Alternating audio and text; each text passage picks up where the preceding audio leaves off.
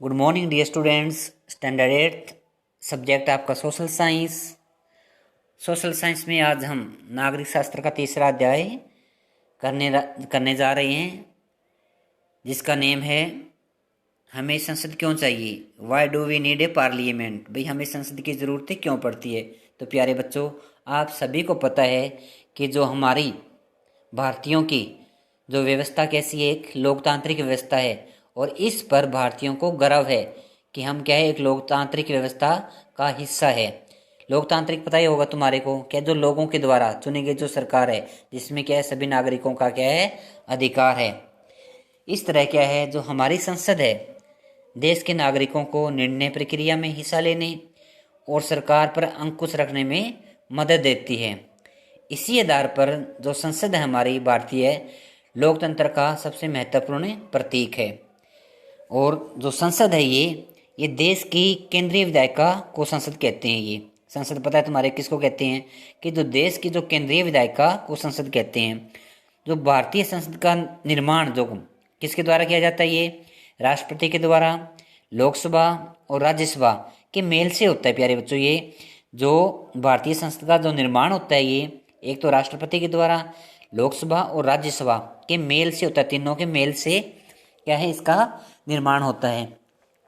तो हम यहाँ पर ये पढ़ेंगे कि लोकसभा क्या है, इसका गठन कैसे होता है।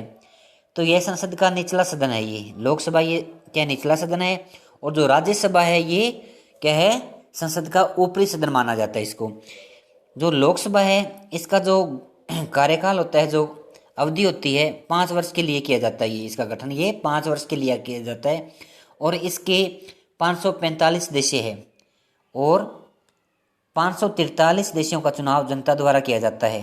543 का जो चुनाव होगा वो कौन करेगा, जनता करेगी। और 2 देशों का मनोनयन या मनोनीत राष्ट्रपति के द्वारा एंग्लो इंडियन समुदाय में से किया जाता है। आगे समझिए यहाँ तक सभी को। और संविधान के अनुसार इसके सदस्यों की अधिकतम संख्या 552 हो सकती है, 552 से ज़्यादा नहीं हो सकती। किसके अनुसार, संविधान के अनुसार इसके सदस्यों की संख्या 552 हो सकती है। अब आता है अपना राज्यसभा। राज्यसभा है जो ये भारतीय क्या है संसद का ऊपरी सदन है। निचला सदन कौन सा है, ये लोकसभा है। ये ऊपरी सदन किसको माना है, ये ध्यान रखना, राज्यसभा ही ऊपरी सदन है। कई बार पूछा जाता है ये कि सबसे ऊपरी सदन कौन सा है, ये तो आप किसको कहोगे, राज्यसभा को ऊपरी सदन कहोगे आप। निचला सदन कौन सा आता है, ये लोकसभा का आता है। ये इसके सदस्य संख्या कितनी है, ये 245 होती है। और यहाँ एक क्या स्थायी सदन है और इसके 233 देशों का चुनाव होता है और 12 देशों का मनोनयन या मनोनीत राष्ट्रपति के द्वारा किया जाता है। देखो 233 सदस्यों का चुनाव होता है और जो 12 सदस्य होते हैं वो राष्ट्रपति के द्वारा चुने जाते हैं। और संविधान के अनुसार इसके सदस्यों की अधिकतम संख्या कितनी हो सकती है, 250। और लोकसभा की कितनी हो सकती है, 252 हो सकती है। और निचला सदन कौन सा है हमारा, लोकसभा। ऊपरी सदन कौन सा है, राज्यसभा। कार्यकाल कितना है लोकसभा का, 5 वर्ष और राज्यसभा का 6 वर्ष। तो यहाँ तक आपको सभी को समझ में आ गया होगा। अब आगे आता है विधानसभा। राज्य स्तर पर पाई जाने वाली विधायिका को विधानसभा कहते हैं। विधानसभा जानती होंगे आप, जैसे जो राज्य स्तर पर पाई जाती है, जैसे हरियाणा पंजाब स्तर पर जो पाई जाती है, वहाँ पर पाई जाने विधायिका को क्या कहते हैं, विधानसभा कहते हैं। विधानसभा के सदस्य को, जो विधानसभा के जो सदस्य होता है, जो चुना जाता है, एमएलए बोलते हैं जिसको, उसको क्या कहते हैं, विधायक कहते हैं। अब आता है आपके जैसे राष्ट्रीय सरकार का गठन कैसे होता है। राष्ट्रीय सरकार का गठन कैसे होता है, आम चुनाव में लोकसभा में आधे से अधिक सीटें, जो आम चुनाव में जो लोकसभा में आधे से अधिक सीटें प्राप्त करने वाला दल या दलों का गठबंधन सरकार का गठन करता है।